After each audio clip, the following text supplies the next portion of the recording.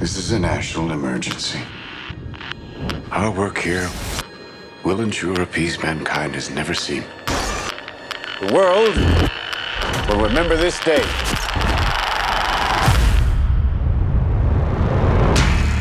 This is arguably the most important story of our time. The stakes really couldn't be any higher.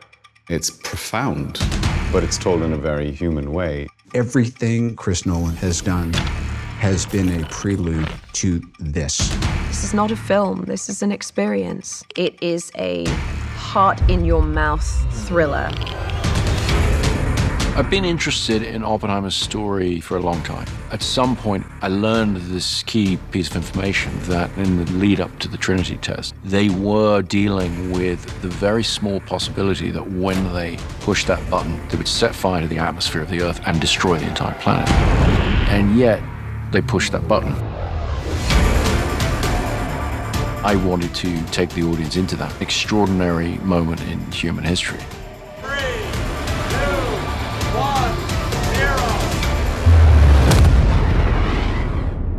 All America's industrial might and scientific innovation connected here. A secret laboratory. Cillian playing Oppenheimer was the centerpiece of the film, but I knew that he was going to need the most extraordinary ensemble around him. Let's go recruit some scientists. The people involved in the Manhattan Project were charismatic individuals. They're very talented. The world that Oppenheimer inhabits is filled with rock star scientists. And I think because we have all these fantastic actors, you really buy that. It felt like I was playing sports with some of the best athletes. Every single person has come to set knowing that they have been hired because somewhere along the line, Chris thought that you did a good job. And this goes for crew as well. Action! My preference is to always do things in camera as much as possible.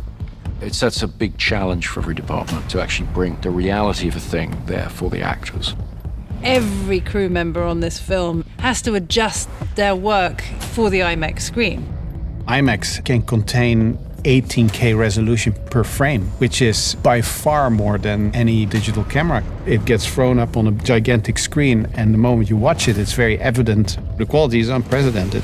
This is a story of America in the 20th century, so I think it can be painted on that big of a canvas, and what better way to do that but with IMAX cameras. Why would we go to the middle of nowhere for who knows how long? I always try to use real locations as much as possible. With location shooting or sets, the more things can just be real, the better they're going to feel to the audience. There's almost no studio work on this film. Everything is location. The sets were built in such a way that they felt incredibly authentic. We built our Los Alamos at Ghost Ranch, New Mexico, which is along the same mountain range that Los Alamos proper sits on. This was very important, and I based all of this on research. We built all of these buildings 360. We want it to feel like you are right there, you are in this is happening, this is real. This isn't a backlot. It's just the most transporting thing, you know, when you're there and it just looks exactly like Los Alamos 1940s must have looked, and you know that no detail has been overlooked. You know, we also shot in a huge amount of the real locations. We shot in Oppenheimer's house, in Los Alamos. We shot in Princeton. Walking through Princeton, it's really very funny because people, you know, they're walking around and they go, shooting those scenes, playing the characters who really had versions of these events happen there, you just get a real charge out of it, you know? This is a matter of life and death. But I can perform this miracle. When you do Chris's movies, things that when you read a script you normally would think would be visual effects, you know that you're going to be doing this stuff practically. They had to film the world of quantum physics. Their whole unit was one big science project. I was daily very jealous. It's kind of back to the old days.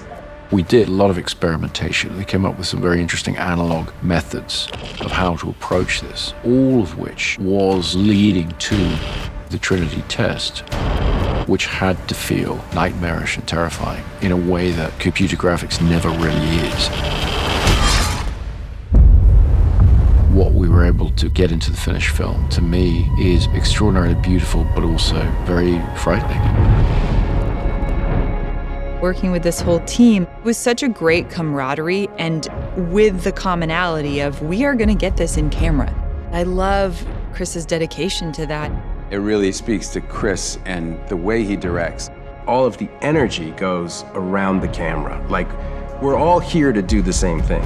Chris makes films for theaters, for movie-going audiences. You know, so you want to see that as it's designed to be seen. Watching this very different sort of film on that big screen, it sort of makes you gasp.